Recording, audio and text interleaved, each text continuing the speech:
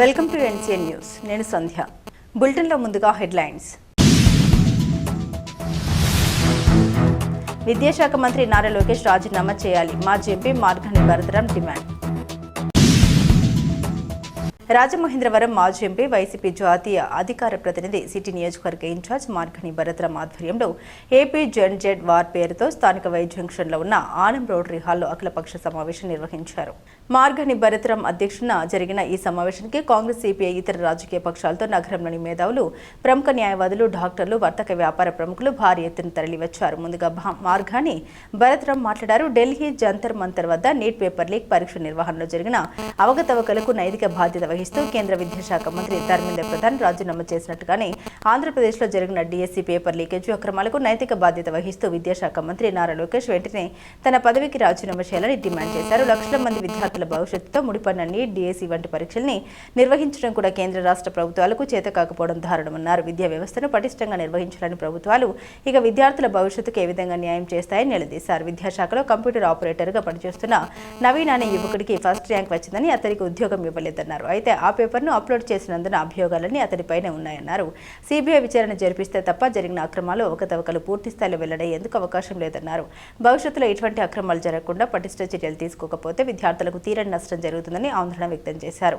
ఈ సమావేశంలో doctor B Sai Johno, doctor T Harikiran, Pathivada Ramesh Babu, Adapa Srihari, Pantham Kondalarao, Vasamsetti Gangadharrao, Krishnakumar, Koduri Shantaram, Akula Bhagyalakshmi, Balapalli Muralidhar, B Pavan, B Purnimaraj, GV Sundar, Nelli Sarveswararao, CH Rajeswararao, Buddala Khannarao తదితరులు పాల్గొన్నారు.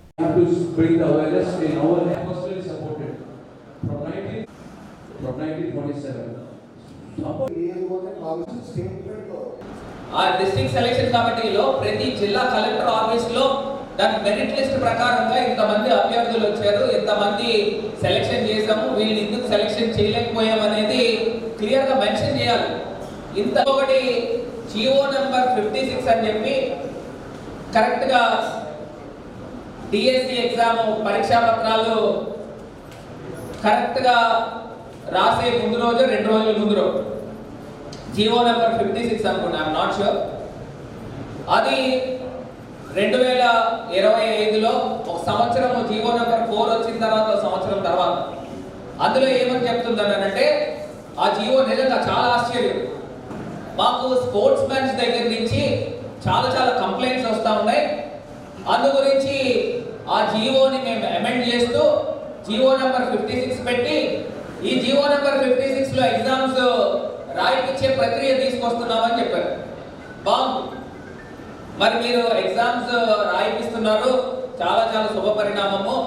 మరి ఎగ్జామ్స్ లేకుండా రాసిన స్పోర్ట్స్ మెన్స్ ని మీరు ఏదైతే సెలెక్షన్ కమిటీ చేశారో వాళ్ళని తొలగించారా అని అంటే తొలగించలే.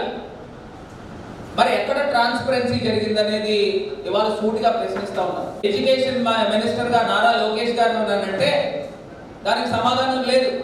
ఇవి స్ట్రైట్ గా నేను 3 అంశాల గురించి మాట్లాడా. ఒకటి, ఫస్ట్ ర్యాంక్ వచ్చిన వ్యక్తి నవీన్ అనే వ్యక్తికి ఎందుకు ఉద్యోగం ఇవ్వలేదు. రెండోది, ఒక out sourcing employee computer operator. ఖచ్చితంగా ఈ అంశాలపైన మేము అడిగింది legitimate questions.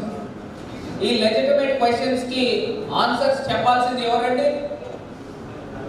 NDA government of Andhra Pradesh, education minister Nara Lokesh గారు. కానీ దానికి సమాధానం చెప్పరు. దీనిపైన ఖచ్చితంగా ప్రజల్లో, విద్యార్థుల్లో, అదేవిధంగా యూత్ అందరిలో కూడా డిస్కషన్ జరగాలి. జియో నెంబర్ 4 ఎందుకు ఇచ్చారు, జియో నెంబర్ 56 మళ్ళీ స్పోర్ట్స్ మెన్స్ నుంచి మాకు రకరకాల కంప్లైంట్స్ వచ్చినాయి కాబట్టి మళ్ళీ ఎంట్రన్స్ టెస్ట్ పెట్టుకున్నాము, రాయండి అని చెప్పారు.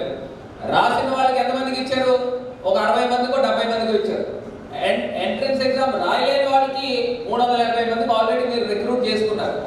ఎందుకు చేసుకున్నారు అంటే మీ తాలూకా వ్యక్తులకి వాళ్ళని అబ్జార్బ్ చేసుకోవాలి కాబట్టి. లేకపోతే మీరు అది డబ్బులు కమ్ముకోవచ్చు, లేకపోతే మీ కార్యకర్తల పిల్లలకి ఇచ్చుకోవచ్చు, లేదా మీరు అనుకున్న వాళ్ళకి ఆ ఉద్యోగాలు ఇచ్చుకోవచ్చు. కాబట్టి స్పోర్ట్స్ కోటాలు ఇచ్చారు. ఇంకా అందులో ఇంకా నేను డీప్గా లోపలికి వెళ్తే అప్పటికప్పుడు సర్టిఫికేట్లు తయారు చేశారు.